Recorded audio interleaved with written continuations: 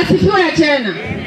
Mimi kwangu ni huzuni kwa kutoweka kwa mama yetu. Mimi siwezi danganya nilikuonyesha mama, lakini mahali nilikuwa tu mama ametoweka.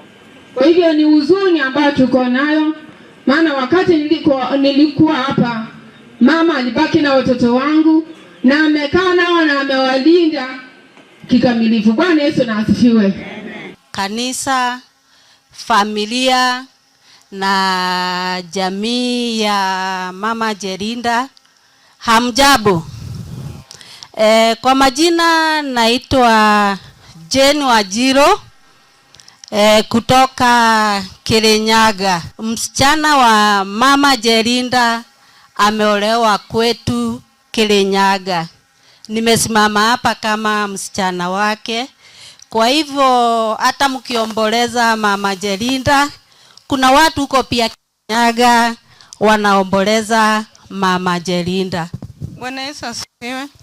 Asifiwe tena. Tuwekee wimbo wetu ambao tuliku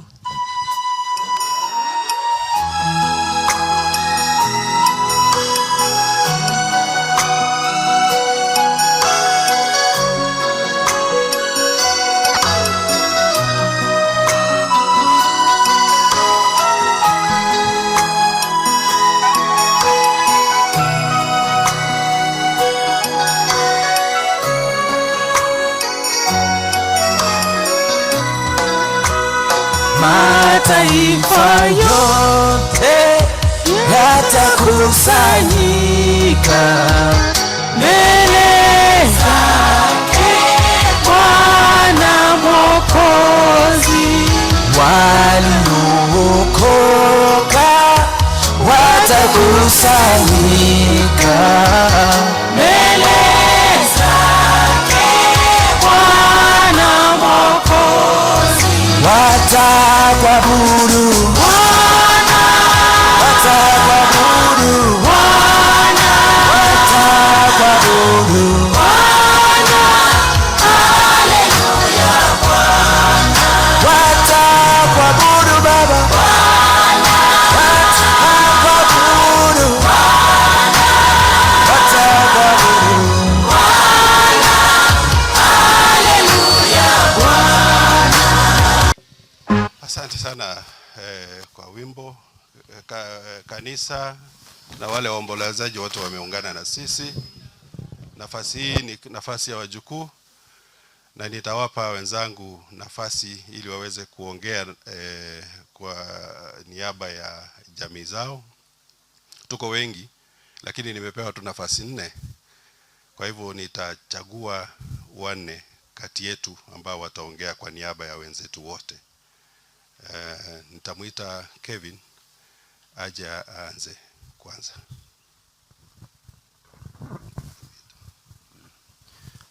Bwana Yesu asifiwe. Asifiwe tena. Kwa majina naitwa Kamonde Kevin, mjukuu wa Shosho Jerinda. Nataka nishukuru ninyi nyote kwa kuungana na sisi kuomboleza nasi wakati huu. Ni hayo tu. Asante. Asante sana kwa kuwa mfupi kwa maneno. Nitamuita sasa Alvin, njoo uongee kidogo.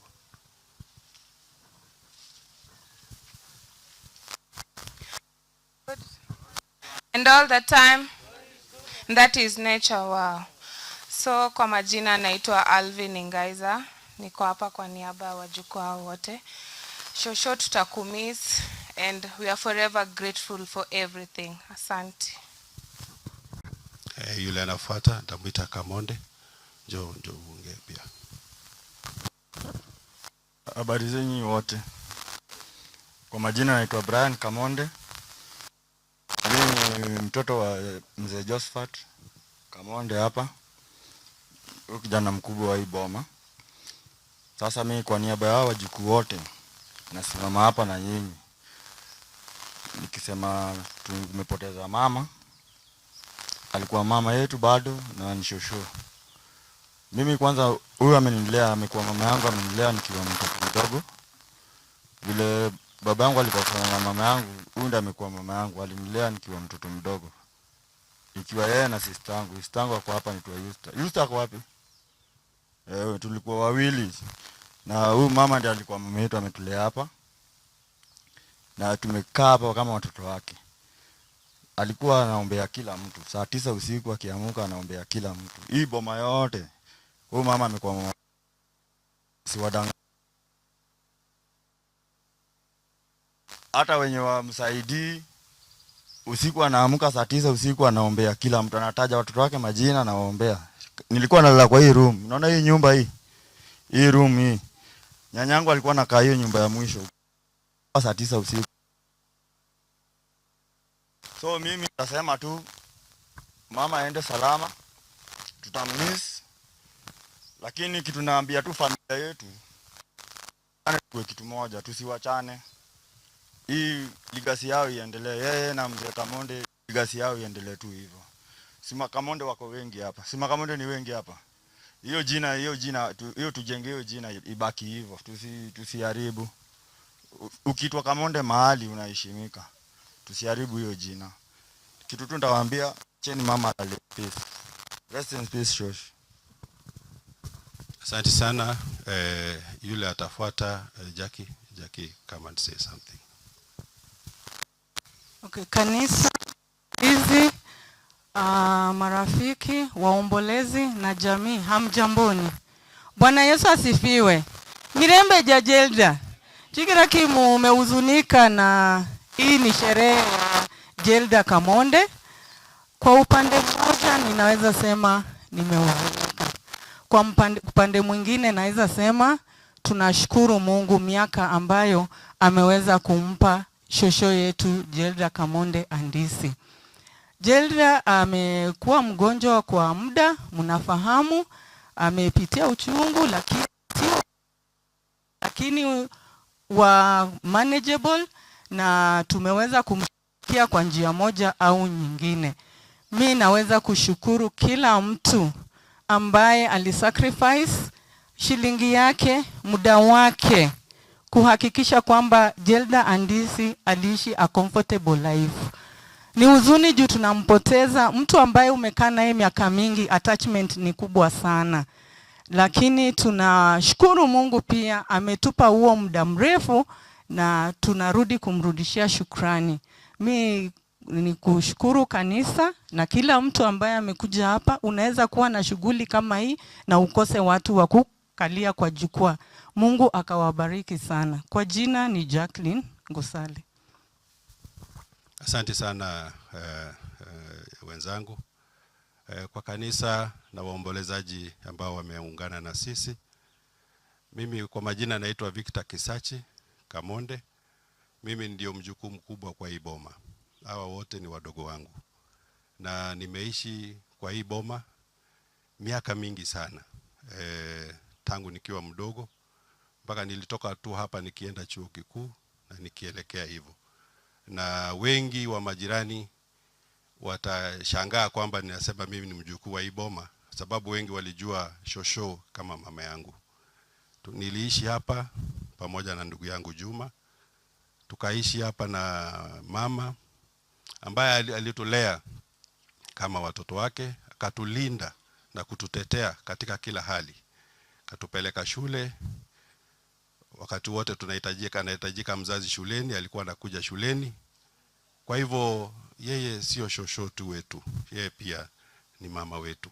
Ni mama tulikuwa tunampenda sana, na alipoanza kuugua tumetembea naye safari zaidi ya miaka 10 akiwa ameugua, na tunashukuru Mungu ameweza kumfikisha mahali amefika.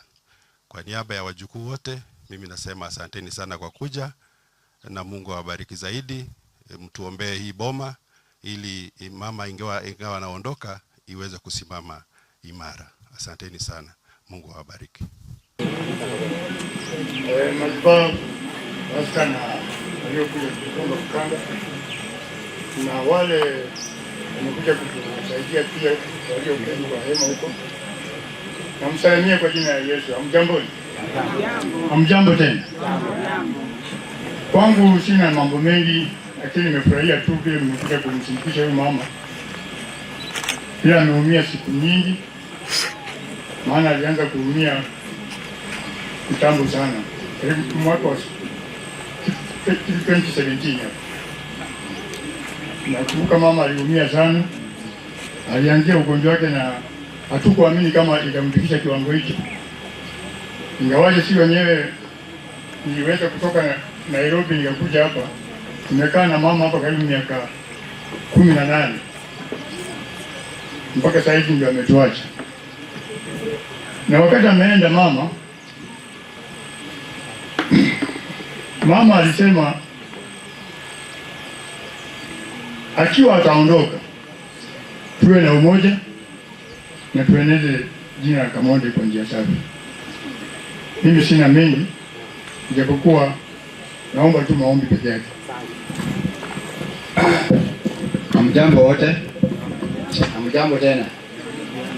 Mimi sioni vile nitaweza ongezea zaidi ya maneno mengi, kwa vile mnajua kwamba huyu mama alikuwa mgonjwa, ameuguzwa hapa miaka mingi, nikiwa mmoja wa kuwa hapa na yeye, na kwa vile muda sio mrefu ya kuongea, ni mfupi, ningeongea mambo mengi, lakini kwa vile wakati ni mfupi na tunakimbizana na saa, naomba maombi peke yake kwa hii boma. Asanteni. Wote waliokuja kutusaidia matanga ya mama, wasalimu katika jina la Bwana. Mjambo. Jambo. Mimi kuongea mengi siwezi ongeza, vile tumesema iliyotangulia ndilo hilo. Ila nimesikia huyo ndugu mkubwa akisema tutakutane. Yeye kwa vile amejua tayari hapa, awe wa kwanza, halafu sisi tujue tufuatilie mwelekeo wake. Nafikiri hivyo itakuwa mzuri. Sina mengi, acha Mungu afanye kazi yake bila amefanyia kila mmoja.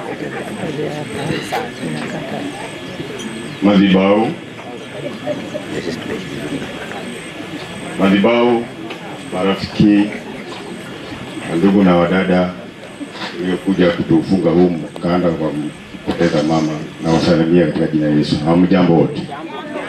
Hamjambo tena. Kabla niseme jambo, mimi nimeona nimepoteza kitu kikubwa. Kitu ya kwanza yenye nimepoteza, hii shamba ilikuwa imepandwa miogo, imepandwa viazi. Mama ametulisha na viazi vitamu na miogo na amelisha na wingi. Sasa naona miogo imeenda. Ya pili,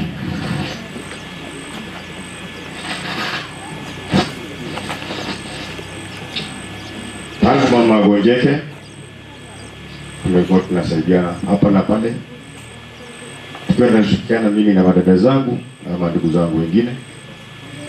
Kile ningeomba tu ni ushirikiano mwema na maombi, na tuwe na hekima na heshima katika maongezi. Kwa hayo machache ningeomba kwa hivyo mama mtupatie maombi. Kwa jina naitwa Isaac Aswa Kamonde. Mungu awabariki. Mimi ni mtoto wa mama wa pili wa kuzaliwa. Naitwa Joyce Mkiza. Niliyoongezea yangu ni Musai. Ninasema hivi, siendi kwa mengi. Mimi mama alinipenda, hata ameweka kama bado ananipenda. Mimi mama hana ubaguzi, na kama mtu anajiwekea ubaguzi wake, hiyo ni yake mwenyewe. Huyu mama anamjua Mungu na anajua kulinda watu wake. Hebu tafadhali tuweke mama kwa njia iliyofaa, aende mbinguni na roho yake ile ile.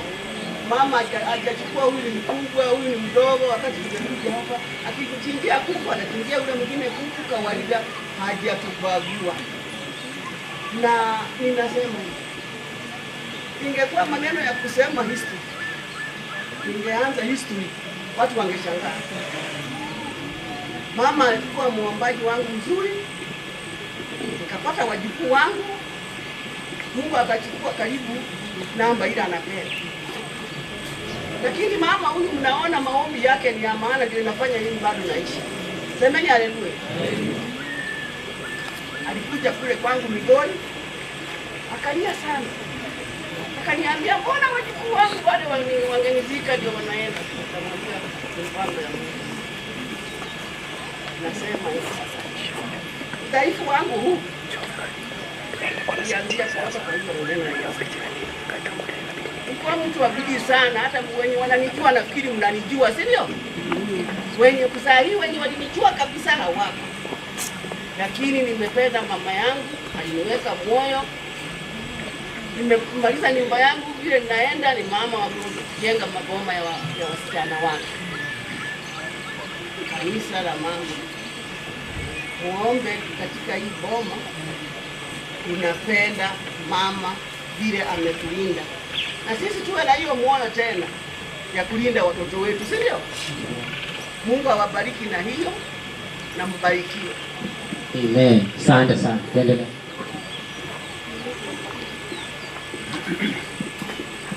God is good. God is good. And all the time. And that is nature. Wow.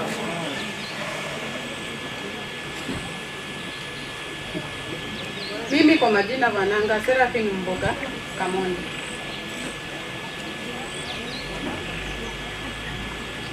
Nimeachwa na mama.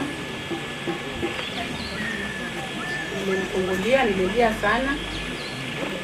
Na sababu hiyo ndio njia ya kila mtu, nimemwacha aende salama. Mimi sitaongea mengi. Niko na wimbo moja tu nataka kuimba.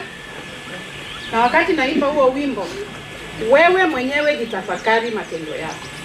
Naenda zangu kwa baba yangu, naenda zangu, naenda zangu, naenda zangu kwa baba yangu, waherini.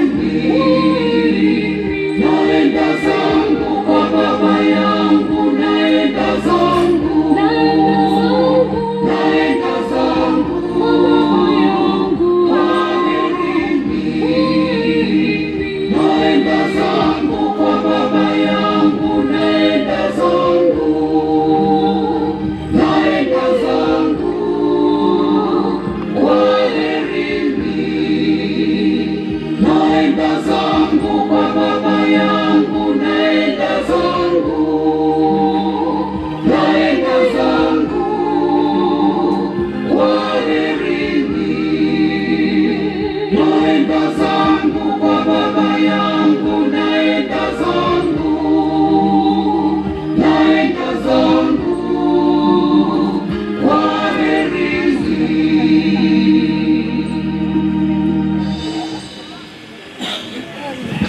Asante. Endelea.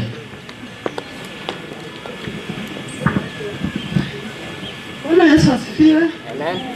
Kwa majina naitwa Eunice Ndele. Jana inaweza kusema tu ni nzuri, lakini tena ni furaha. Hatukujua siku ya leo watu wanaweza kaa kwa umati kiasi hii, lakini nimefurahia na kusema Mungu anipe hekima kwa yote yale tunapitia. Mama alikuwa mtu wa ujasiri sana. Amenifunza mambo mengi ambayo anasimama nayo kwa nyumba yangu. Hata kama iko na matatizo gani, namuomba na kukumbuka yale alikuwa akinifunza na kuendelea na maisha. Hakuna siku nimesema nitarudi nyumbani nikae na mama. Hatuna raha, lakini Mungu anatupa hekima na mafunzo ile alitupa. Aliniambia niwe napanda miogo, viazi, mboga. Na kwa kweli naona hiyo ndio imejenga nyumba yangu. Hata hiyo sidhani kama nitakuja kuacha maishani mwangu, ile ndaishi. Naomba mandugu zangu wajue kanisa. Wakijua kanisa, kila kitu itakuwa rahisi. Kanisa hapa Nisemeji ndio ameenda peke yake, na ndugu zangu hawakanyaji mlango ya kanisa. That's why unaona uniform ya mazibao iko hapa, ilikuwa ya semeji na mama. Mama alishika mtoto wake huyo mkono akaendelesha kanisa. Ninachosema tu mtuweke kwa maombi. Mambo ni mengi kwa hii mji, Mungu mwenyewe ndio atakaye kusimamia. Ni hayo tu. Asante. Mungu atasimama ya mama.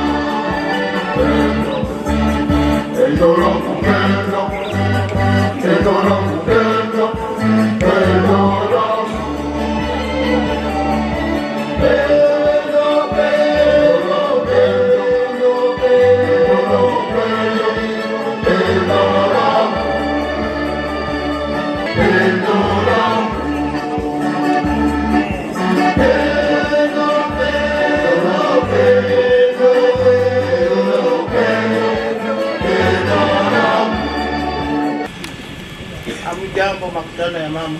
Jambo. Tunashukuru kwa wakati huu. Wakati wa mwisho nilikuwa hapa, nilikuja hapa tarehe 28 mwezi wa pili. Tukawa na mamangu na akaniambia, Teresa, umepita tu, urudi. Na alikuwa anaongea akisita yako, hakuwa anaongea vizuri sana, lakini tulielewana. Nikamwambia mama, ninaenda mwezi moja, lakini nitakuja, nitapembeleza huyu mhalikwa wako, atanirudisha. Akaniambia, endeni na Yesu. Na hakuwa anaongea vizuri, ulimi ilikuwa mzito, alituficha. Kusema ukweli, mama alituficha wakati alitaka kuondoka. Kwa nini? Kwa sababu alikuwa akiwa mgonjwa, tukijua ni kidogo ako mgonjwa hivi, sisi hao kwa daktari, simu ndio hizo zinapigwa kila mahali, Jackie na Victor na wale walikuwa around, wale tunasema walikuwa kwa ground, wanaweza kuwa my witnesses. Kwa sababu mama hata akiwa na homa kidogo tutapigania simu haraka sana. Hiyo ndio ilikuwa siri yetu, na Mungu akaona tumejua siri ya mama kuishi.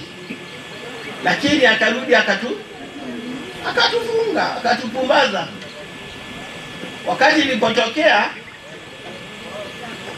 mimi nitasema mwenye kwenda kutenda, mwenye kutuambia imetokea hivi na hivi, alichukua muda. So kukimbia kwenda kusema kwa daktari, daktari naye ako mbali. Mungu yani anafanya maajabu yake. Ilikuwa siku yake ya kuondoka, kwa sababu daktari anapigiwa simu hapatikani. Hapo hatutalaumu mtu, ilikuwa njia ya Mungu. Anasema, wajinga nyinyi, kujeni hapa, unyamazeni nifanye kazi yangu. Mimi nawaambia asanteni sana kwa kuja kutuunga mkono, na tuzidi kuwa na hiyo upendo. Kwa jina naitwa Teresa. Mama mwenyewe aliniita Tiriza Ngoseiwe, alafu nikaongezea Kamonde, lakini mwishowe nikaja nikajipenda sana nikajiita Waswa. Update. Nataka tukaribisha mchungaji akuja mpili.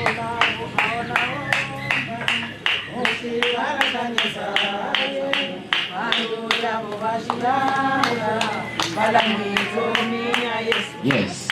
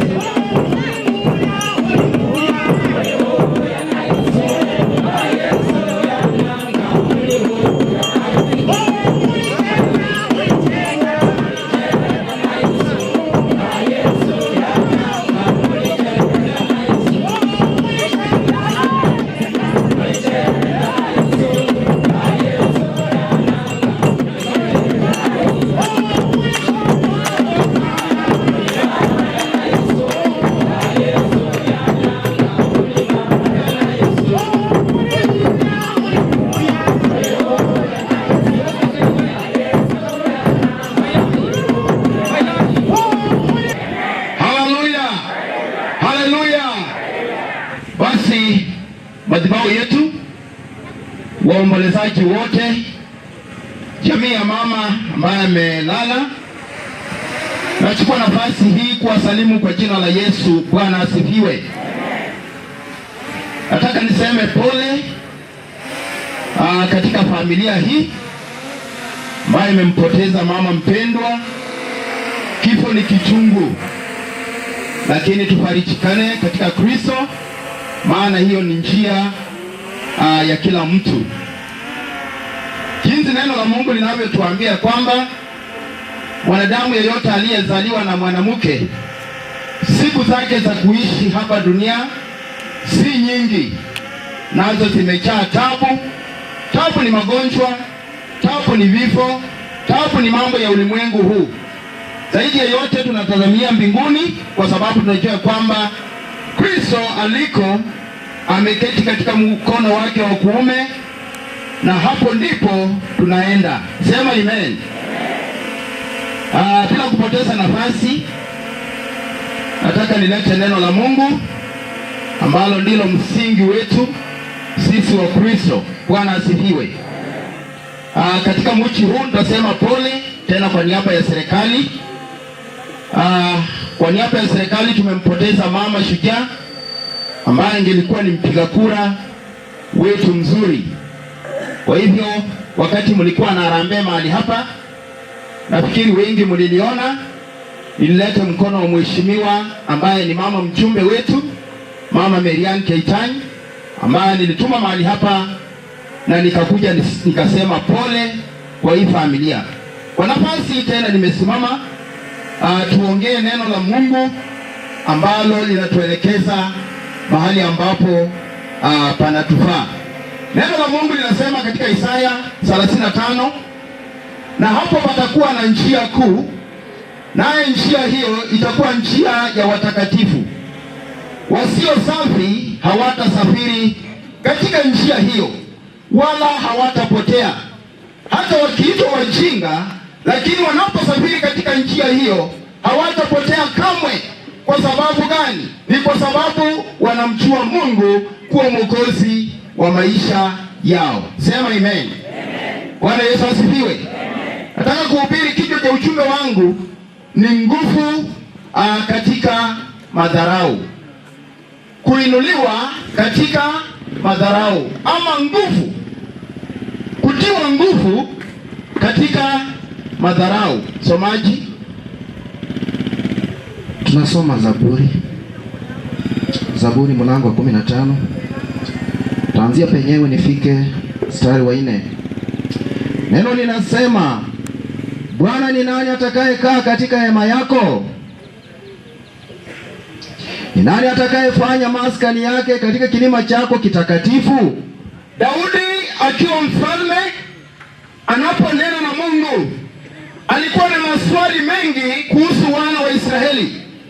Maana wana wa Israeli walikuwa wakimlilia Mungu kila wakati. Daudi anapowachunga kundi la Mungu, Daudi akauliza Mungu, hata kama hema lako liko, Bwana, nina swali nawe. Nataka nikuulize swali ya kwamba, Bwana, ni nani atakayekaa katika hema lako takatifu? Ni nani huyu? Ni mtu wa namna gani atakayekaa katika hema lako takatifu? Mtu aendaye kwa ukamilifu na kutenda haki. Ni mtu aendaye kwa njia za ukamilifu na kutenda haki ya Mungu. Sema amen. Ni nani atakayekaa katika hema lako takatifu? Kwa sababu sisi wote tunatamani kukaa katika hema la Bwana, lakini Daudi ana maswali mengi katika hema hili la Bwana. Bwana, ni nani atakayekaa katika hema lako takatifu? Daudi anakuja pata jibu ya kwamba ni mtu aendaye kwa njia ya utaratibu, asemaye kweli kutoka ndani ya moyo wake. Sema amen. Linasema, asiyesingizia kwa ulimi wake, wala hakumtenda mwenziwe mabaya. Mtu huyu atakayekaa katika hema la Bwana si mtu msingiziaji. Huyu mtu asiye msingiziaji atakaa katika hema la Bwana. yake. Sema amen. Aha. Wala hakumsengenya jirani yake. Wala hakumsengenya jirani. Sema amen. Haleluya. Ibuka wana mirembe. Kuiwatana mwenye haleluya. Haleluya. Hakumsengenya jirani yake. Wala hakumtenda mabaya. Ni yule mtu atakayeketi katika hema la Bwana. Maana sisi wote tunatamani kukaa katika hema la Bwana ambalo ni hema takatifu, lakini katika hili hema la Bwana Biblia inatuambia ya kwamba ni lazima tuwe watu wa moyo mzuri, ni lazima tutende haki ya Bwana. Ndiposa tunakaa katika hema la Bwana. Maana katika hema hilo la Bwana Mungu anaangalia moyo. Sema amen. Haleluya. Yesaya henza moyo. Nguvu katika madharau. Machoni pake mtu asiyefaa hudharauliwa, bali wamheshimuo bali huheshimu wamjao Bwana. Rudia. Machoni pake mtu asiyefaa hudharauliwa. Katika macho ya wanadamu mtu asiyefaa hudharauliwa. Sema amen. Msimoni machoni, nitaongea kwa Kiswahili kwa sababu tuko Nandi. Haleluya. Bwana Yesu asifiwe. Machoni pa wanadamu unaweza dharauliwa, lakini machoni pa Bwana wewe ni mtu wa maana. Machoni pa wanadamu watakudharau, machoni pa wanadamu watakunena, machoni pa wanadamu watakusema hila, lakini machoni pa Bwana mtu huyo ndiye mtu atakayekaa katika hema la Bwana, hema takatifu, hema la kumpendeza Mungu. Usipate maneno ya watu wanasema nini kwako, mtazamie Yesu. Sema amen. Amen. Haleluya. Enza kunyasaye, mtazamie Mungu, kwa sababu machoni pa Bwana utafaa, lakini machoni pa wanadamu huwezi faa. Sema amen. Amen. Bali uheshimu wamjao Bwana. Umheshimu Mungu, umheshimu wale ambao wanamcha yeye. Mungu anawaheshimu. Mungu anaheshimu watu hawa kama jinsi mama, ikiwa kama alitenda mapenzi ya Bwana, ana heshima kubwa machoni pa Bwana, lakini machoni pa wanadamu hawezi kuwa na heshima. Machoni pa watu hawezi kuwa na heshima, lakini aliyolala hivyo machoni pa Bwana ataketi katika hema la Bwana lililo takatifu, nalo ni mbinguni. Sema amen. Aha. Ngawa ameapa kwa hasara yake, hayabadili maneno yake. Hapa sasa ndio mahali kuna maneno. Kuna kijana amesimama hapa. Nafikiri ni kijana wa mama. Amesema hapa mama alikuwa amesema katika lile kanisa la Serem Apek ataweka milango miwili. Sema amen. Na kwa sababu hakutimiza, mama amelala, lakini mimi nimesimama kwa niaba ya mama.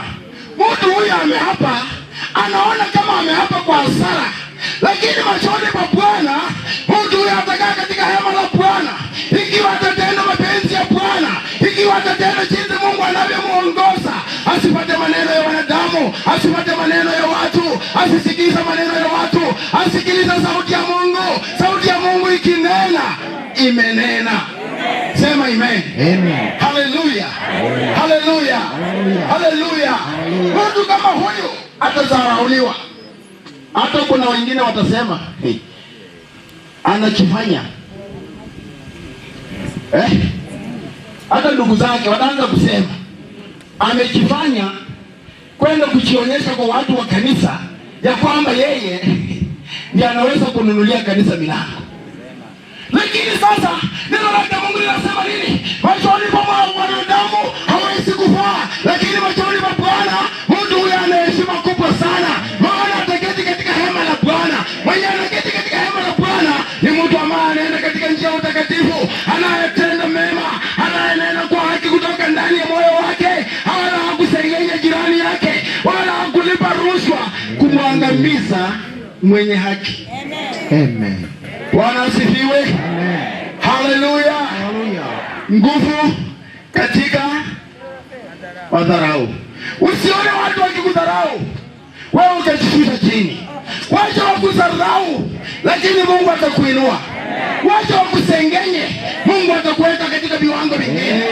Haleluya, haleluya, haleluya, haleluya.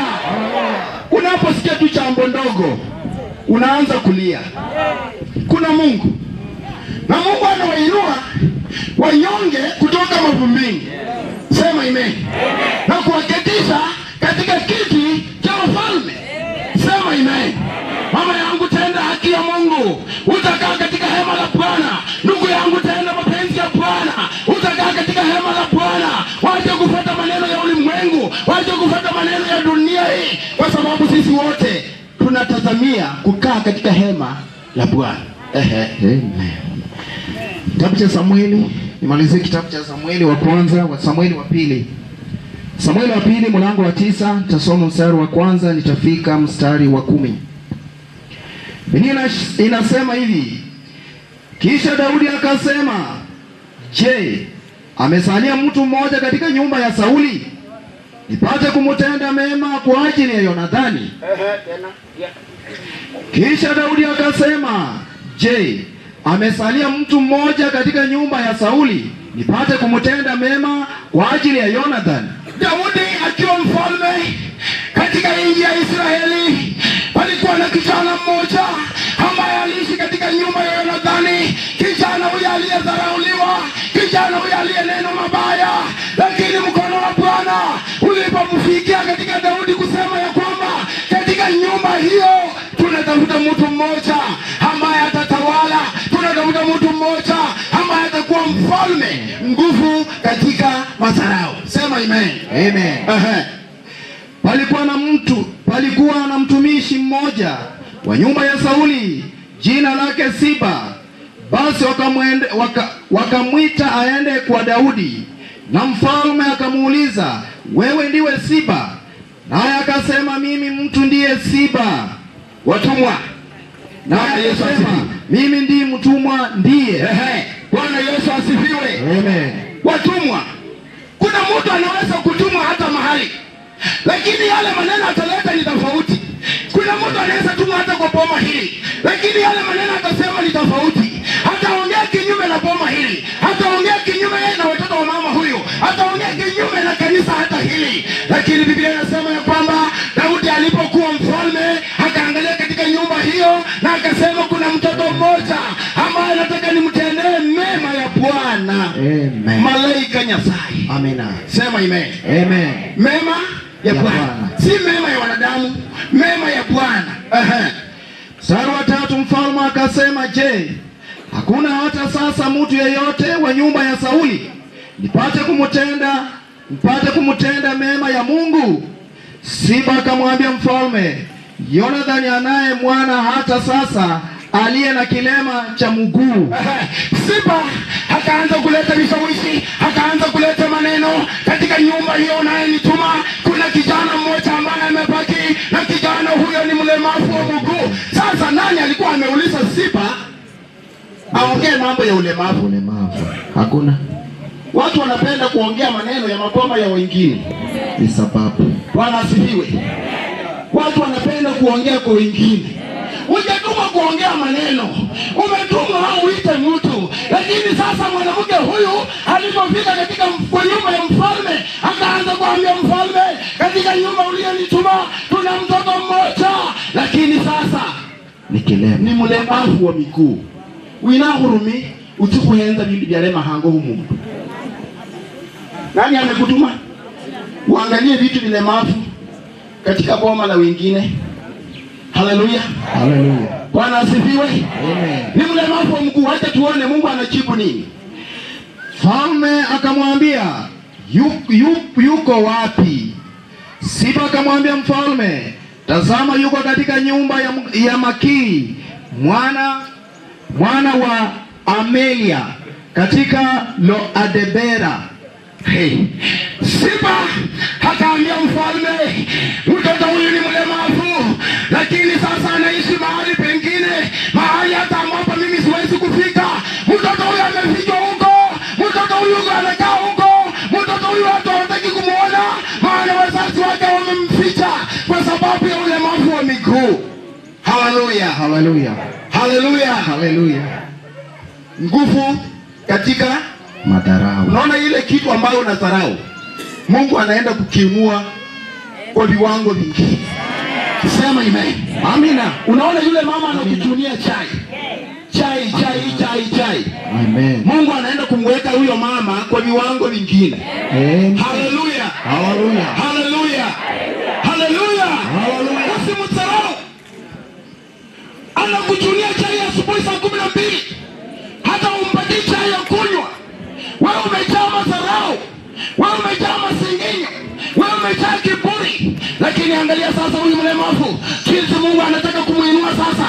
Maana hata wazazi wake walimficha mbali sana ili wageni wanapoingia nyumbani wasione huyu mzali saa kilemavu. Je, katika nyumba yako kuna ulemavu? Ndani ya moyo wako kuna ulemavu? Haleluya. Ndani ya moyo wako una ulemavu? Haleluya. Mungu akamuinua katika viwango vingine. Basi mfalme Daudi akatuma watu akamwondoa katika nyumba ya Makiri mwana wa Emilia katika Lodabari. Arudia. Basi mfalme Daudi akatuma watu akamwondoa katika nyumba ya Makiri mwana wa Emilia katika Lodabari. Daudi akatuma wafalme, Daudi akatuma wajumbe wamuondoa mtoto huyu mahali yuko, maana baraka za Bwana zimefika, maana amani ya Bwana imemfikia, maana upendo wa Bwana umemfikia, uheri wa Bwana umemfikia. Daudi akatuma wajumbe wamuondoe mtoto huyu mahali yuko, akuja sasa aongee na mfalme.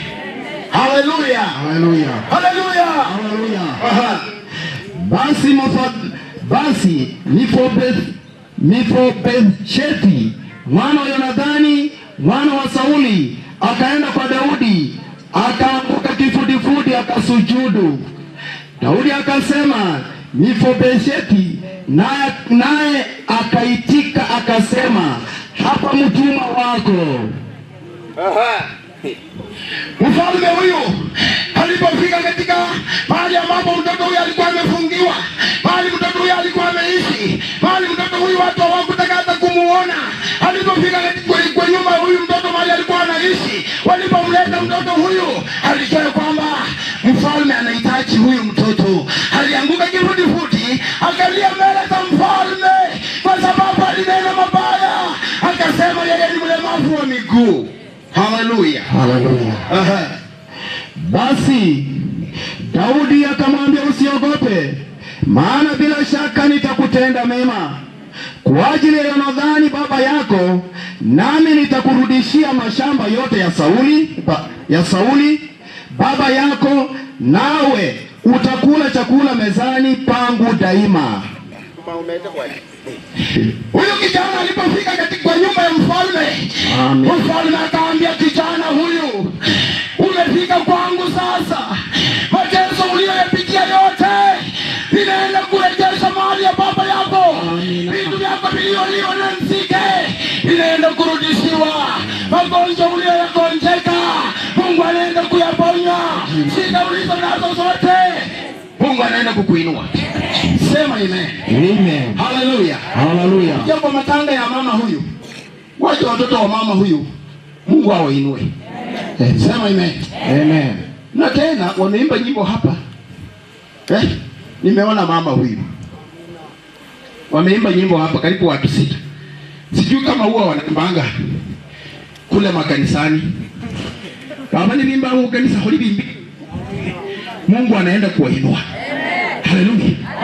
Haleluya. Haleluya. Haleluya. Haleluya. Haleluya. Maana hawaimbii wanadamu, wanamuimbia Mungu. Hawaimbii sisi, wanamuimbia Mungu. Sifa tunarudi kwa Mungu. Mtoto huyu alipofikiwa kwa sababu alisarauliwa, jinsi watu wanavyokudharau, jinsi watu wanavyokusengenya, jinsi watu wameona nyumba yake haiwezi. Lakini mfalme aliondoka.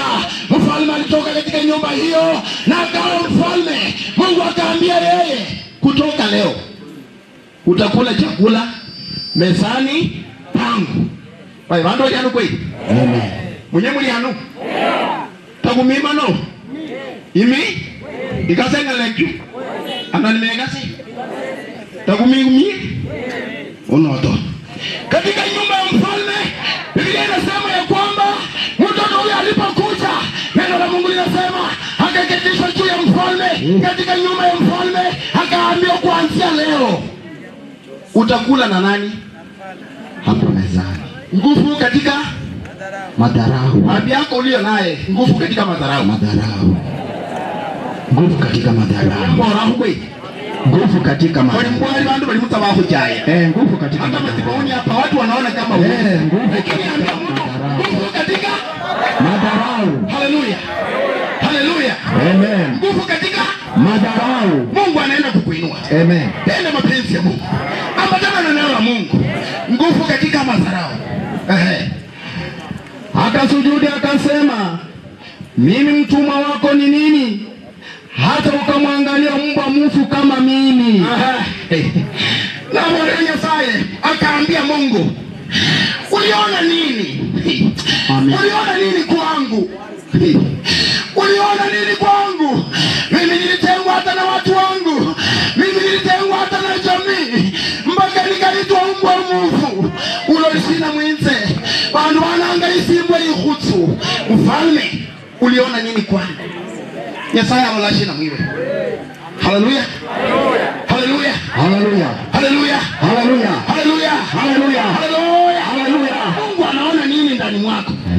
Kisha Haleluya akasema, mfalme umeona nini ndani mwangu? Maana mimi watu walinisarau hata wakaniita mbwa mfu. Iwe bandu bakulanga isimbwe ikhutsu. Watu wamekuita mbwa mfu. Mama yako wanasema haiendi. Pasipo na mama Cheita Kamonde. Sasa tunazika tu. Ili pokoma hakuna mtu. Kuna watu. Amina. Nguvu katika madharau. Haleluya. Madharau. Haleluya. Haleluya. Haleluya. Mimi najua mchawi hawezi sema haleluya. Ukiwa mchawi usijaribu kusema haleluya. Ninaposema haleluya, nyamaza, kwa sababu ukitoka hapo unaenda kufa kama wewe ni mchawi. Haya, haleluya. Haleluya. Na yule amenyamaza ni nani? Bwana Yesu asifiwe. Amen. Haleluya. Haleluya. Ati kizika tu huyu mama, ili boma linaanguka. Na hata ni kama tena limetusababishia wahubiri, naona hili kaburi ni kama wanataka kuweka cement. Wanataka wapike plasta. Ni kama tena hawa watoto wa mama wana mawazo ingine ya kwamba kama mtu aliua mama yetu asikuje kumchoma. Wacha aliyemuua aone boma hili likiendelea, aone mtu akiinuliwa, aone jamii kinawiri, aone watoto wakisoma, aone wakileta mandege hata hapa. Haleluya. Nguvu katika madharau. Watu wanasema nini kwako? Mhubiri huyu hataweza. Wanakunena. Lakini Mungu anaenda kukuinua. Anaenda kukuweka kwa viwango vingine. Amina. Nguvu katika madharau. Haleluya. Amen. Wandu mwana wako iwe. Na tena kumbe watu wanapoongea kwako ndipo sa mlango unapunguka. Mingi milango mingi. Haleluya. Kubali wa kuongea mama. Kubali wa kuongea milango ifunguke. Haleluya. Maana wasipoongea milango itafunga. Maana wasipokukunena milango haitafunguliwa. Lakini wanapokunena milango itafunguka. Utaketishwa na mfalme, utakula chakula cha mfalme. Haleluya. Ndipo mfalme mstari wa 9. Ndipo mfalme akamwita Siba, tumwa wa Sauli, akamwambia, mali yote yaliyokuwa ya Sauli na ya nyumba yake nimempa mwana wa bwana wako. Tena narudia.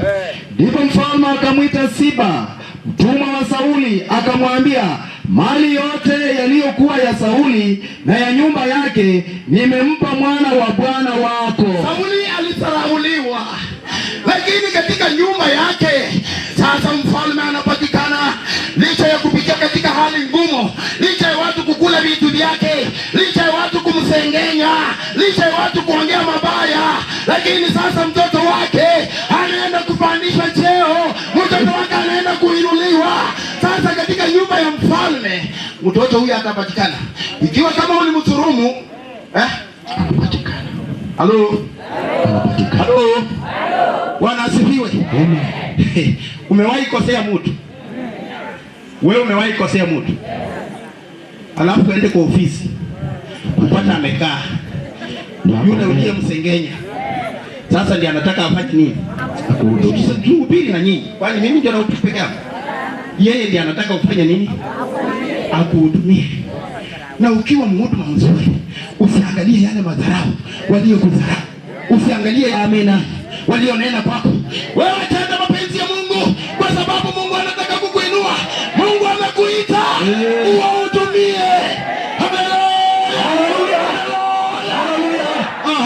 Amen. Nawe utamulimia nchi hiyo. Lakini sasa kuna shida hapa. Na tena Mungu ameanza kuhukumu bwana. Kwani nasikia namna gani? Ati nawe utamulimia nchi hiyo. Nawe utamulimia. Yaani uliomdharau sasa unataka kwenda kuchuna chai mwake. Yaani uliomunena mabaya sasa yeye ndiye anataka kukulipa. Yaani sasa yule kiwete ndiye anataka hesabu mishahara yako. Pende. Wewe na wanao na watumwa wako na utamletea mwana wa bwana wako matunda yake, apate chakula ale. Lakini Mefiboshethi mwana wa bwana wako atakula chakula mezani pangu siku zote. Haleluya. Bwana asifiwe. Amen. Haleluya. Yule mlemavu mahali aliketishwa, watu walikuwa wanakula vitu vizuri, lakini hata matunda tu ya kutoa juu ya mti apelekewe kule chini. Walikuwa wamemweka katika nyumba ya watengenezaji wa shirubi huko chini, virubi walombe virubi ndangwe hiyo mahali kuna uchafu. Lakini hata mtu kutoa tu matunda ampelekee kule chini akule ilikuwa ni vigumu. Lakini sauti ya Bwana ni nini? Sauti ya Bwana ilimuita, ikamtoa kutoka mbali, ikamtumwa. Mfalme akatumwa katika nyumba hiyo amuita huyu mtoto, lakini alikuja na sababu, akaanza kusema ni mlemavu wa miguu, hataweza. Basi huyo Siba alikuwa na wana 15 na watumwa 20. Ndipo Siba akamwambia mfalme, mimi mtumwa wako nitatenda hayo yote. Acha nirudi mstari wa 10. Nawe utamulimia nchi hiyo, wewe na wanao na watumwa wako, nao utamletea mwana wa bwana wako matunda yake, apate chakula ale. Lakini Mefiboshethi mwana wa bwana wako atakula chakula mezani pangu siku zote. Basi huyo Siba alikuwa na wana 15 na watumwa 20. Mtu aliye na watoto 15 anadharau mtu wa mtoto. Haleluya. Bwana asifiwe. Amen. Lakini sasa Siba anaambiwa ya kwamba wewe na watoto wako 15 utamlimia mfalme huyu, utaleta matunda kule pamoja na watoto wako, wewe utakuwa mfanyakazi wake. Haleluya. Haleluya. Kumali kwalanga Switzerland. Ninasema, ndipo Siba akamwambia mfalme, mimi mtumwa wako nitatenda hayo yote kama bwana wangu mfalme ulivyoniamuru. Na kwa habari za Mefiboshethi mfalme alisema atakula mezani pangu kama mmoja wapo wa wana wa mfalme. Amen. Sande. Bwana bariki neno. Maneno ya Mungu hayazuiliwi. Kama Mungu amenena, amenena. Haleluya. Mfalme akasema, nitasikia vile umesema, nitatenda yale ambayo umesema. Vile vitu vyote umevitaja ninaenda kufanya kwa ajili ya mtoto aliyedharauliwa, kwa ajili ya nyumba iliyodharauliwa, kwa ajili ya mama anayechuna chai, kwa ajili ya mama anayesumbuka katika maisha yake. lakini Mungu anasema ya kwamba kuna mtu anaenda kumuinua kwa viwango vingine. Sema amen. Amen. Haleluya. Haleluya. Sijui kwa nini nimekwama tu hapa. Nguvu katika madharau. Nguvu katika madharau. Kijana amesimama hapa. Chukua hizi baraka za hili poma. Chukua na uchukue kabisa. Kupitia kwa kifo cha mama. Chukua baraka hii. Fuatilia nadhiri ambayo umeweka, kwa sababu umeweka nadhiri yako wewe na Mungu wako. Na Mungu anaangalia hiyo nadhiri katika nyumba ya mfalme huyu. Mfalme huyu alipotumwa katika nyumba hiyo, ilionekana kwamba anapoenda yeye ana sababu ya kutoka navyo. Yeye ana sababu ya kusema jinsi watu wana sababu kwako kusema. Mfalme anaweza toka kwa hii nyumba. Haleluya. Haleluya. Mwami angalavula munzumo. Nguvu katika madharau. Sangine ulisomesha ukichuna chai. Bwana asifiwe. Amen. Watu wamekuona ukichunia watu chai. Sasa mtoto ametoka kwako anataka kuachiliwa. Wanaanza kusema huyu wa chai mwenye alichuna chai jana, mfalme anaweza toka katika nyumba yake. Nataka nikwambie sauti ya Mungu kama imenena, imenena. Hata wachawi wasimame, hata wapinge, lakini sauti ya Mungu ikinena, imenena. Natangaza mtu mahali hapa, kuna uponyaji siku ya leo. Mtu anaenda kuinuliwa kupitia kwa matanga ya mama huyu. Sema amen. Haleluya. Haleluya. Haleluya. Haleluya. Haijalishi wewe ni wa kiwango gani. Haijalishi wamekunena maneno ya namna gani. Haijalishi una nyumba. Haijalishi una chochote. Lakini Mungu akinena amenena. Mungu akiongea ameongea. Watu wanapokudharau ndipo kuna kuinuliwa. Haleluya. Mimi huwa naambia watu mimi nina mwanya. Niko na mwanya. Mimi mdomo yangu iko na mwanya. Lakini kwa yule mtu anitaki. Mnajua vile wanaita mwanya? Lumpanga. Hapana. Isangari ameita kwa heshima. Mapengo watu wamekuona una meno. Ndugu yangu, dada yangu, Mungu akinena amenena. Haijalishi mapengo ulio nayo. Haijalishi ulemavu ulio nayo. Haijalishi shida ambazo umepitia. Mungu kama amenena, amenena. Na hakuna mtu atakayezuia sauti ya Mungu kama amenena. Mama yangu barikiwa, ndugu yangu barikiwa, dada yangu barikiwa. Sauti ya Mungu inaponena. Bwana, ni nani atakaye keti katika hema lako takatifu? Nenda katika njia ya Bwana. Amen. Chaku tumaini sina ila damu yake Bwana. Haleluya. Sina wema wa kutosha dhambi zangu kuziosha. Kwake Yesu nasimama. Kwake Yesu nasimama. Haleluya. Iye mwamba hakika ni salama. Iye mwamba ni salama. Nikiitwa hukumuni, rohoni nina amani. Kweli nikivikwa haki yake, sina hofu mbele zake. Kwake Yesu nasimama. Kwake Yesu nasimama.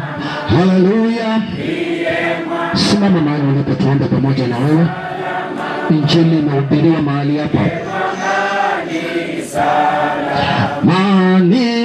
Nikiitwa hukumuni, rohoni nina amani. Kweli nikivikwa haki yake, sina hofu mbele. Unaweza ambia Mungu jambo ndogo. Unaweza ambia Mungu jambo moja tunapoomba. Kuna nguvu katika kudharauliwa. Kuna kuinuliwa katika madharau. Kuna kutolewa chini kupandishwa juu. Haijalishi wamekusema mangapi, haijalishi wamekuweka kwa vipimo vya namna gani, haijalishi wamekufinyilia chini hata uonekani kama kitu. Kuna nguvu katika madharau. Kuna nguvu katika kukanyagiwa chini. Unapokanyagiwa chini, ndio wakati wako wa kuinuliwa. Wacha kunung'unika, wacha kusema sema. Kunaye anayewainua wanyonge kutoka kwa madharau. Jina lake ni Yesu. Yesu anaweza. Baba, katika jina la Yesu Kristo, Baba, tunakusifu, tunakuinua, wewe unaweza. Baba yangu, neno lako limekuja kwa wakati. Baba, nasi tumelipokea na tumelisikia. Baba, kuna ndugu mahali hapa amedharauliwa. Baba, kuna mama hapa ameshushwa chini. Baba, kuna kijana hapa maisha yake ameona ni ovyo. Lakini kuanzia sasa, Mungu uliyemuonekania Mefiboshethi, sasa onekana kwa maisha ya huyo kijana. Sasa onekana kwa maisha ya huyo mama. Sasa onekana kwa maisha ya familia. Baba, wainue Baba, ukatende mema. Baba, wewe ni Mungu ambao unaweza. Inafunja kila mipango ya ibilisi. Inakemea njama ya shetani ambaye amefinyilia mapoma ya watu, amefinyilia watoto wa watu, amefinyilia baraka zao. Inang'oa, inasambaratisha katika jina la Yesu Kristo. Baba, watende mema, maana ni Bwana. Kila mmoja anapoondoka mahali hapa, wacha kaondoke kama ameinuliwa, wacha kaondoke kama amebadilika. Wewe ni Mungu na wewe ni uzima. Aliyehubiri neno akainuliwe, aliyehubiri neno kambariki. Tenda mema, maana ni Bwana. Familia ya mama mikononi mwako, vijana kwa wasichana kwa wajukuu mikononi mwa Bwana, vilembwe na hata vilembekezo. Wacha baraka za Bwana zikaonekane. Kimutu hapa okoke mahali hapa, vijana okoke mahali hapa, familia hii ikabadilike, maana unaweza. Na ni kwa Yesu uliye Bwana na Mwokozi wetu. Sema amen.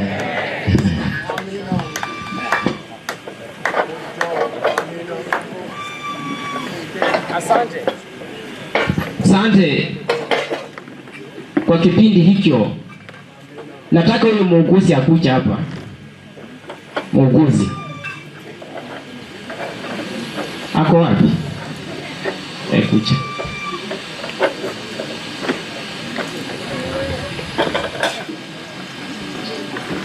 Muuguzi.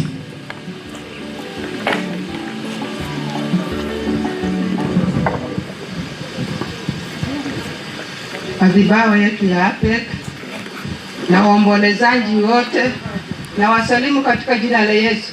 Bwana Yesu na asifiwe. Bwana Yesu na asifiwe. Kabla sijaongea, wacha mwenzangu aje aongee kidogo ambaye tulikuwa na yeye.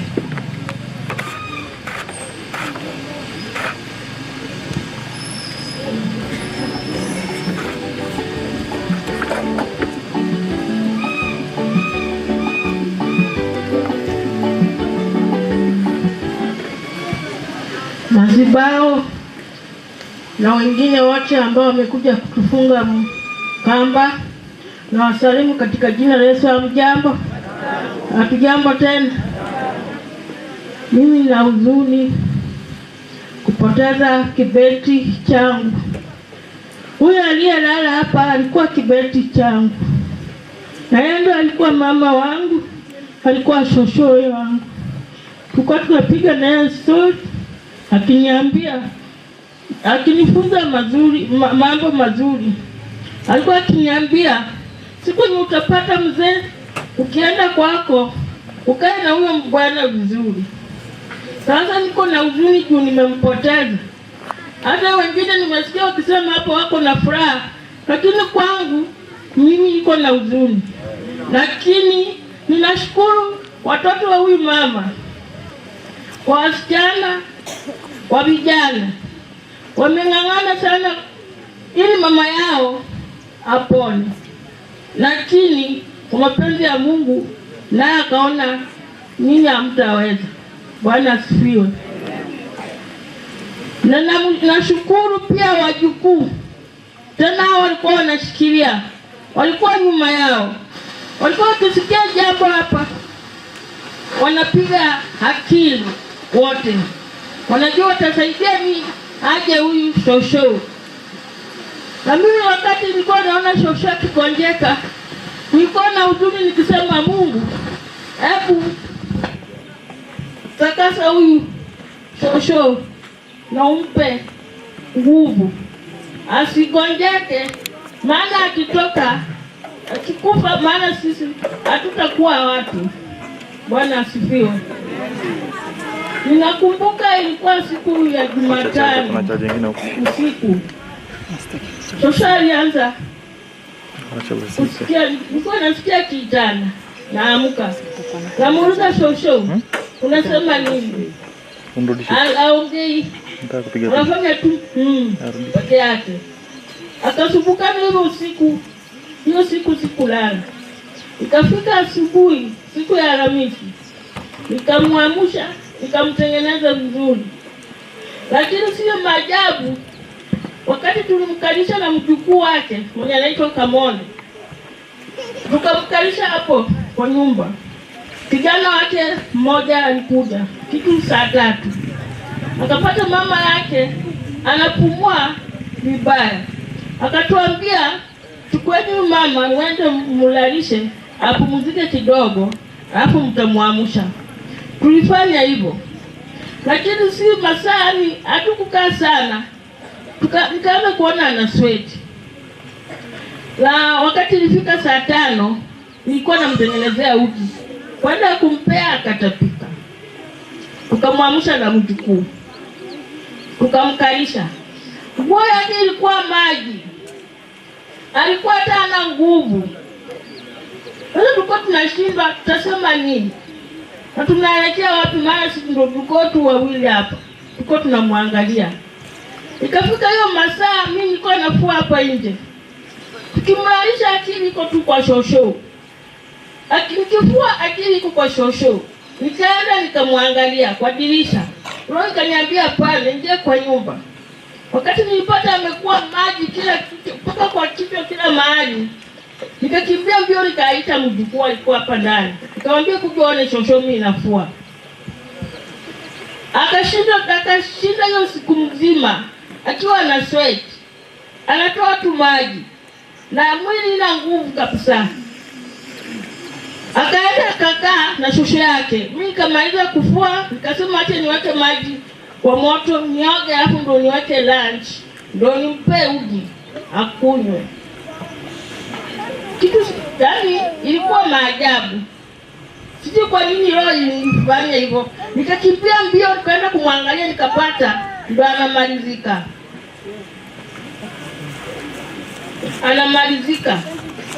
Na alimalizika tukiwa na yeye. Wakati niliona anapanua mdomo 3, nikakimbia mbio nikaenda kukutana na mjukuu alikuwa anatoka huko chini. Akasema, akaniuliza muona shosho? Nikamwambia ndio nimetoka huko, amenishinda.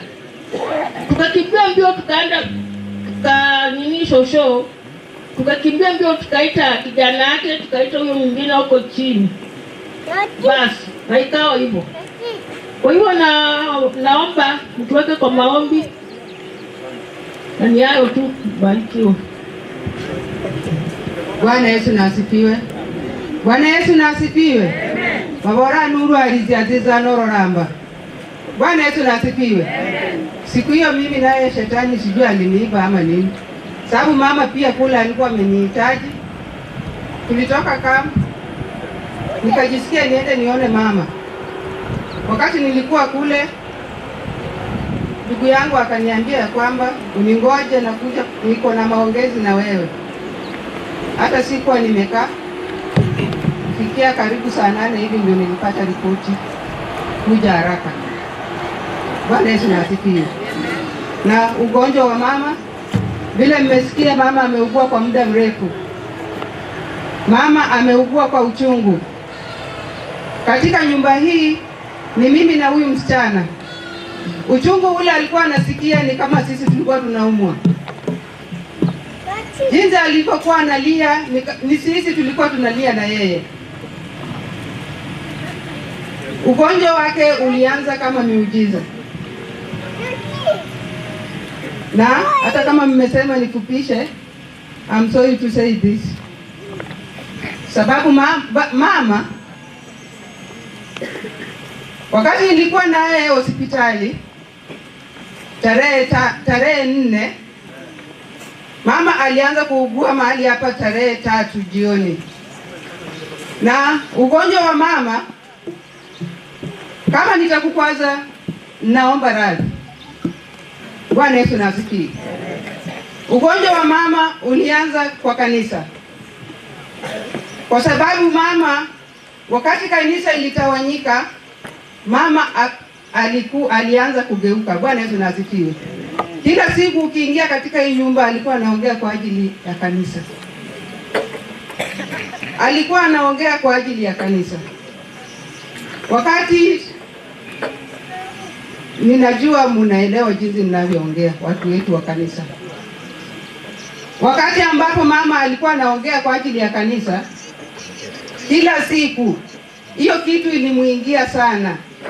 Na akawa anawaza kila siku.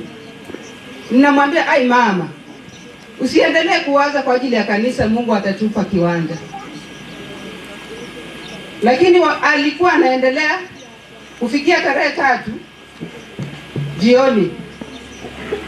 Asubuhi niliingia katika hii nyumba, mama akawa amepokea breakfast yake mzuri, lunch amekula vizuri. Lakini mahali ambapo alikuwa amekaa, alikuwa amegeuka anaangalia side moja. Masaa ya jioni, saa 11 hapo. Wakati nilikuja nikamwangalia, nikaambia watoto, shosho ako salama kweli? Na alikuwa mkali. Hakuwa anataka muongeleshe. Hakula sapa siku hiyo. Nikamwelezea mama, kula sapa. Akawa ni kama tunataka kupigana na yeye. Nikaambia watoto wacheni akae tu hapa kwa kiti. Niende kwangu, nitarudi saa 2. Kama hatakuwa ameenda kulala, twende tumlalishe. Na nilifanya hivyo. Nikaenda kwangu, nikarudi mahali hapa, nikapata mama ako tu vile vile. Lakini macho yameangalia side moja. Na mnaongea na yeye anakujibu tu vitu vingine yenye haieleweki. Kufikia tarehe 4 asubuhi, nikaingia mahali hapa saa 12. Nilipata mama si mama.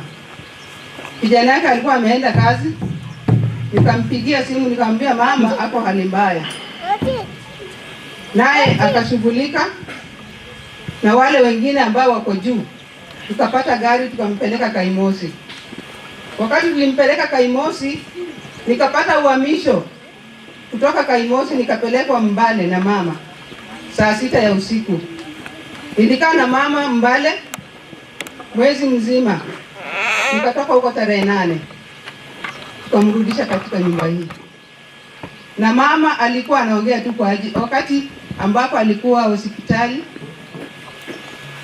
Wakati aliamka aliniambia, mwanange, bisukuru baanze vi narakuzia abundumba. Nimpenza hii bisukuru bere. Nimpenza hii bisukuru bere. Bakunze bera. Mbena ambitiramba. Nikamwambia mama, bisukura ukilikorera umare.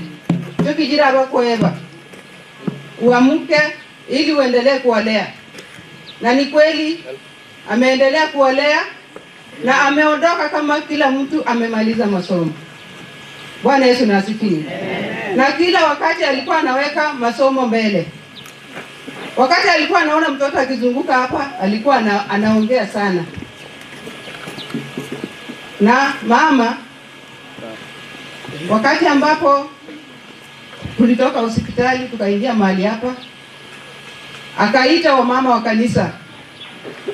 Wakaja mahali hapa. Akawaambia, Nyasaye ambe zinguru na kuirana. Na rwanzira nindi msara gondate makunenzu mbakira diganisa la gwasibuka. Mbana kandi kuganisa. Sijui kama mwelewa nimesema, nimeongea Kigiriki. Bwana Yesu na asifiwe. Alisema ya kwamba kuna mti ambao nilitoa nikatengeneza kanisa, na hilo kanisa sishiriki ndani tena.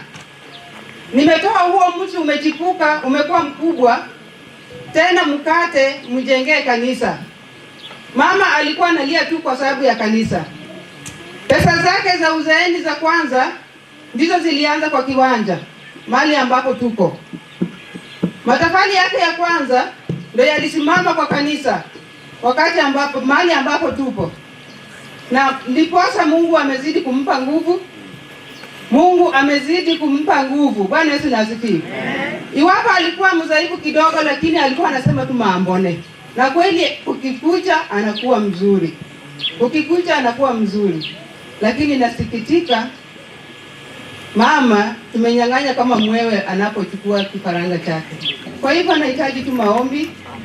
Nahitaji maombi, mzidi kutuombea. Nayo tu mkabariki. Asante, umepewa nafasi kwa sababu wewe ni mtu wa muhimu.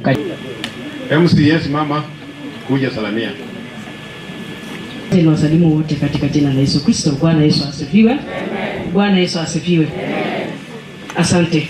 Asante kwa nafasi ambayo mmenipatia. Mimi ni area MCA kwa hapa. So nataka niseme poleni sana familia kwa kupoteza huyu mama wetu mpendwa Cherita. Tunamjua sana huyu kugo tangu zamani. Wakati wajahamia hapa namjua sana. Mimi kwetu ni hapa ng'ambo, hapa Patikawa. So mimi ni jirani. Kwetu penye nimesaliwa na penye nimeolewa ni hapa ng'ambo. So hii boma ninajua sana. Tangu nikiwa msichana hapa nyumbani tulikuwa tunakutana na watoto wa hili boma. Area bali muna bili watu wote. Naba mama area. Musheta muna detu mrembo wote. Mrembo handi. Kubasanyi wote. Batu ukano. Mulibukanile keta. Hala nabana baketa. Hala nabana kukuliketa. Musheta muna detu mrembo wote. Mrembo handi.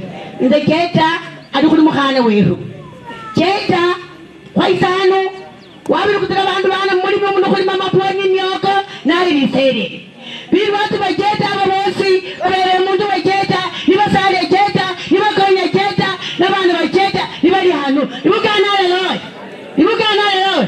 Mwoga shiki nga. Bwana asifiwe. Baba walanga keta. Mulibukana. Keta hii mkapolisi hao libukana. Nilio ulekyo. Keta wizi. Kukasane. Kukulishiwanda. Keta umbake. Uleti msumari ona. Kila ngwangwa. Matafagi. Nibukana leloy. Kujeta ya tufabundi awala. Ikanisa ya kumbakiri. Nukumale lina. Itende nyambule tababibi likanisa. Loe ege yisi saremi. Na sole mwalimu kwa likasi. Privati maikendi mundumu. Akusole maikendi mundumu. Ege ayende mundumu. Dobiza kulishi. Banga pindi banga wi. Banga ayenda. Liti mwakanisumu. Kulomba dibukana ya cheta. Murumikile wa cheta. Humula kulanga. Asini mirembe. Dibukana eloy. Dibukana eloy. Cheta shiari mundu mulei. Shiari mashani. Makanisa kanga. Na biwata wosi. Biwata bibiyenge. Mahona kacheta. Bajeta nika mubukayendu bole. Biwata wosi bajetiani. Wasalile cheta. Miza mindidi bishamasi. Wakanisa. Ya sereni. Town. Dimulindi. Ya sana yanda. Hangi alamba mulindi yangu. Hango wa cheta. Hango wa cheta sina ebek. Cheta yana ebek. Balale balikesomo. Bandi balisere. Na manariwa. Kumukano balanga. Wemina. Wajida mutisibula yi. Nyasaya amulinde. Amenye ndiona. Nidaba nanga tufosa mulodi. Wabweru. Mama Kenya nalimu. Niyo bisiya mama area naba pastors. Musherita mulire leso mirembe bose. Mirembe. Na babiti malika. Balina bakedita. Nabarende. Nabana bakedita. Musherita mulire leso mirembe bose. Mirembe. Bwana asifiwe. Mami Yesu itomi. Kutakunika kunyala kubola kukedita mba. Kedita wala. Kuiti mundu mukusara kedita. Kuda ai kedita aliyo baba. Kuita kurongera kuita kusara kedita mundu mu. Kukedita nyasayu mubukure. Jerita watesaka. Wacha aenda apumzike. Wosi haleluya. Wosi haleluya. Ibukana le Jerita haleluya. Utabu ni kunyala kubola tawe. Kuli muuliranga shamasi nabola Jerita wako likasi. Yiri bukana. Musheri wagenda. Mubiti. Paka mwapeki. Wosi haleluya. Wosi haleluya. Jerita ili mushara weru. Yali mushara wababolanga ne mushauri wa mangana. Wosi haleluya. Kunika kubola tawe. Mukusara isere. Kulira nanga Ameriki sikwa. Mubarikiwe. Kuba mama sembuli chingi kumakono. Mama banga sembuli chingi kumakono. Sheri tiku. Wosi haleluya. Lira nanga Ameriki sikwa. Seremi Assembly Township. Mubarikiwe. Yosi wenyanga iwe wakura basiku bosi ube wanyala bindu byosi hamba uninde o Yesu hamba. Mbarikiwa sana Evelyn Machanga, mwandishi katika idara ya wamama.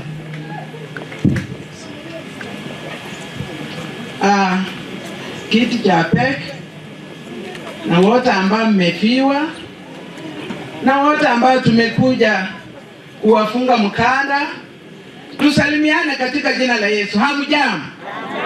Hamjambo tena? Bwana Yesu asifiwe. Kwangu niseme tu neno moja ya kwamba tulikuwa na mtu mmoja yenyewe alikuwa anafanya kazi, lakini wakati watu wa nyumba yake walikuwa wanakufa, hakuwa anakuja, anatuma pesa na ananyamazia huko. Bwana Yesu asifiwe. Akisikia jirani amekufa, anatuma pesa, anabaki kule, na akaishi nje miaka mingi sana. Watu wa nyumbani kwake hata hawakumjua. Bwana Yesu asifiwe. Sasa wakati mtoto wake alikufa, ikaonekana wamlete nyumbani.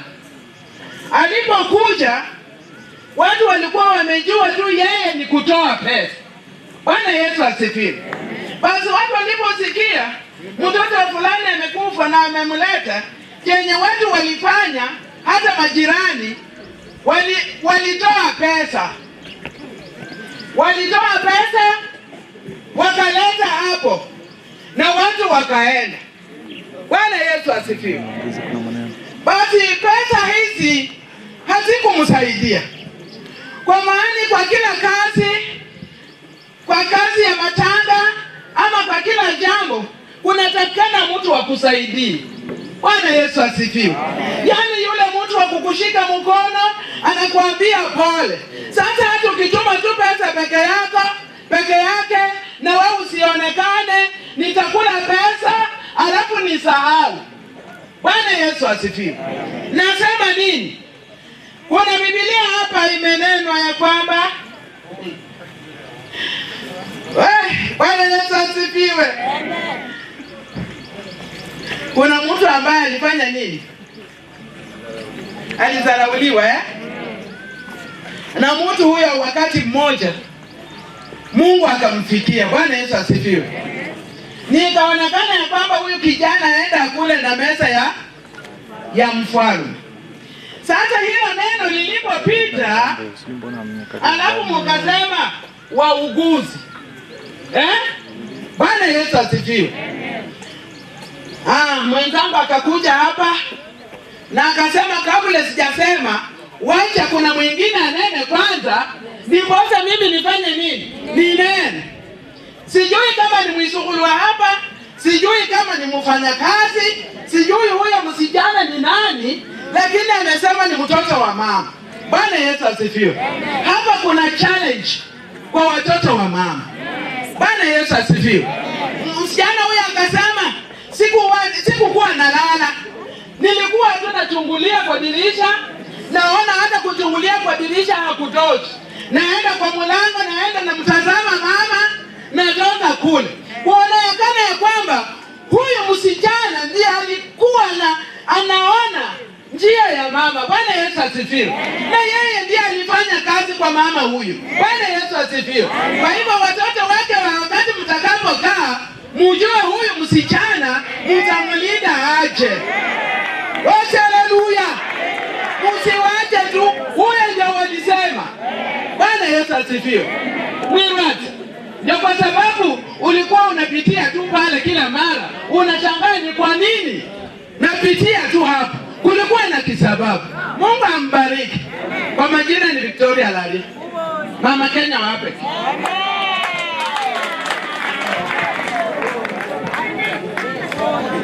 Asante. Bwana Yesu asifiwe. Nimekuwa nikisonga karibu na watoto wa mama. Wengine wanasema wasichana ni wabaya, wengine wanasema nini, lakini mimi nasonga karibu sana. Nikisonga karibu, nasikia wananiongelesha vizuri, nasikia wananikaribisha. Tumekuwa na mwingine anaitwa Isaka. Isaka ako wapi?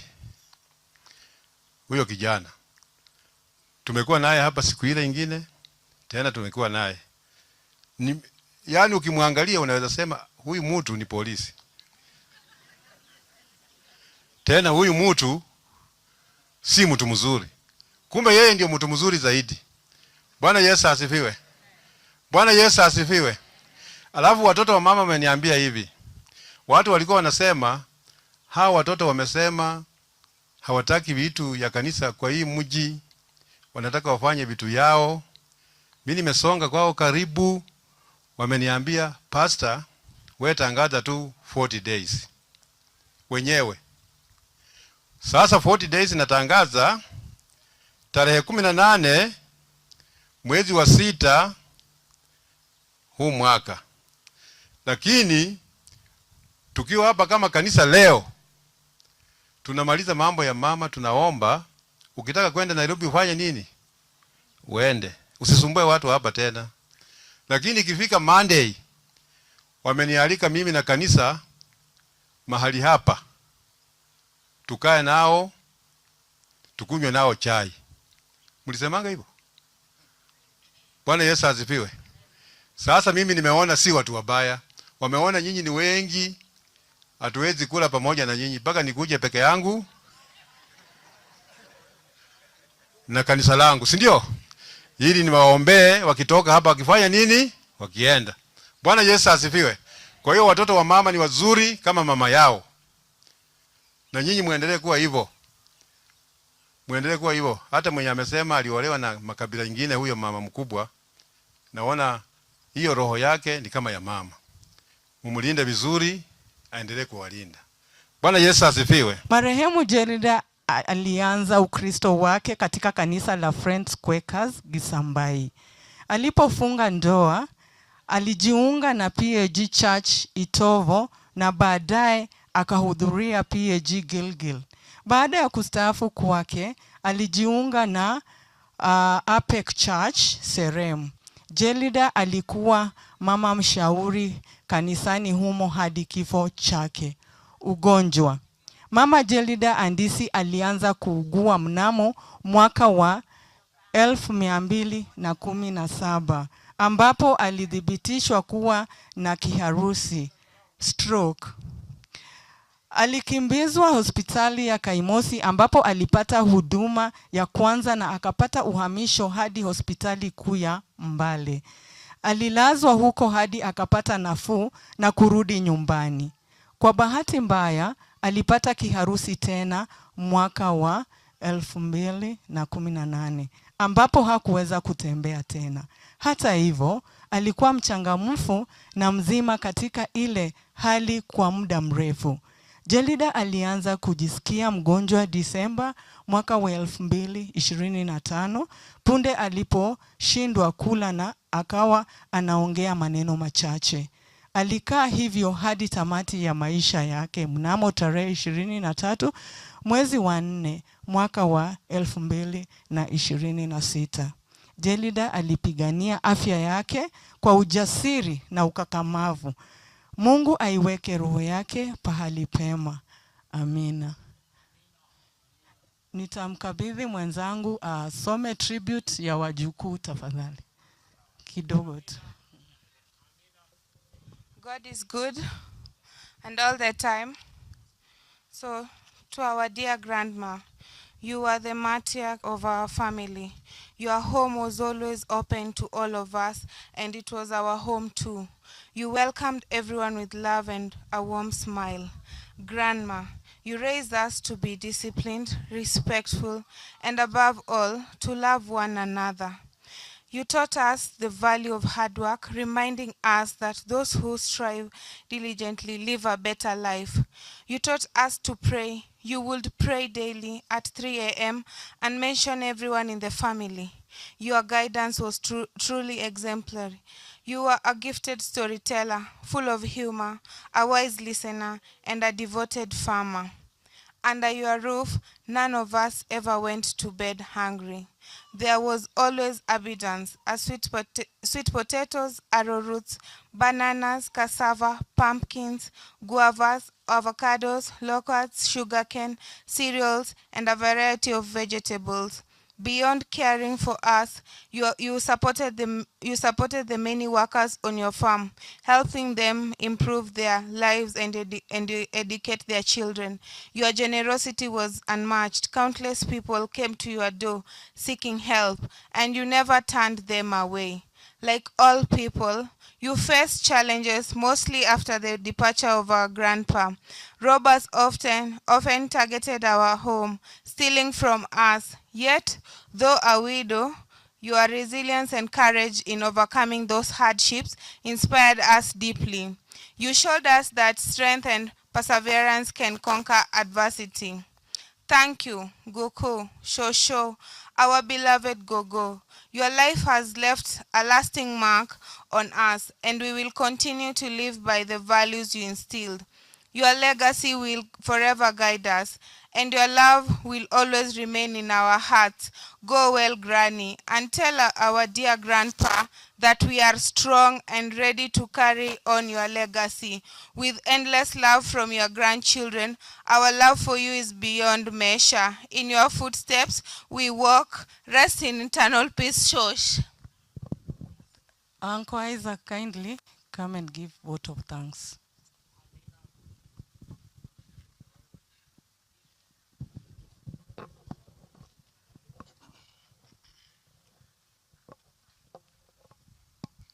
Kabla nitoe vote of thanks, ningependa kurecognize wageni wale wamefika kutoka Kirinyaga, kutoka Busia, kutoka Oyoma na kutoka Ruai kule sehemu za Nairobi. You feel at home. Tasoma. We extend our sincere gratitude to you, dear family and friends, church fraternity, and all the local leaders who have stood with us as we send off our dearest matriarch, Mrs. Gelda Ndisi Kamonde. To all the children and the grandchildren who gave in cash and in kind to ensure Gelda lived comfortably during her last days, God bless you all. I have fought the good fight. I have finished the race. I have kept the faith. Now there is in store for me in crown and righteousness, which the Lord, the righteous judge, will award to me on that day, and not only to me, but also to all who have longed for his appearing. May God bless you all.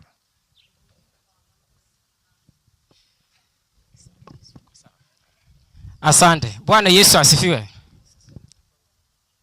Tunataka sasa, hiyo imeisha. Tunataka sasa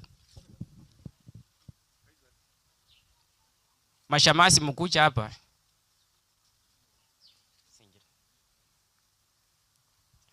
Kujeni hapa hivi ufunge kila kitu.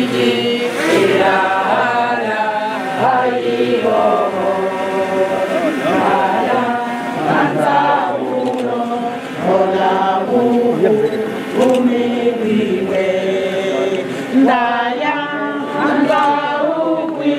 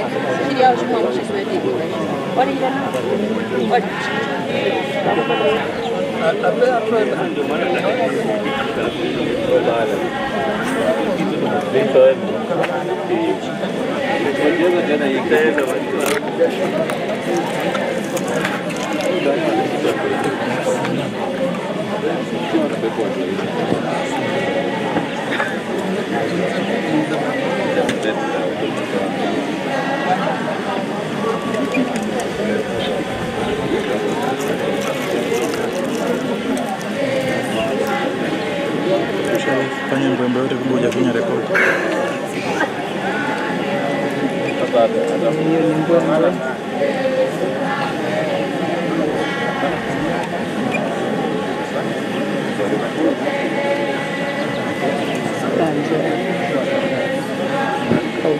Nasikia kwa chakula ikinukia hapa tamu. Vizuri, karibu niwaambie kile ushikilie.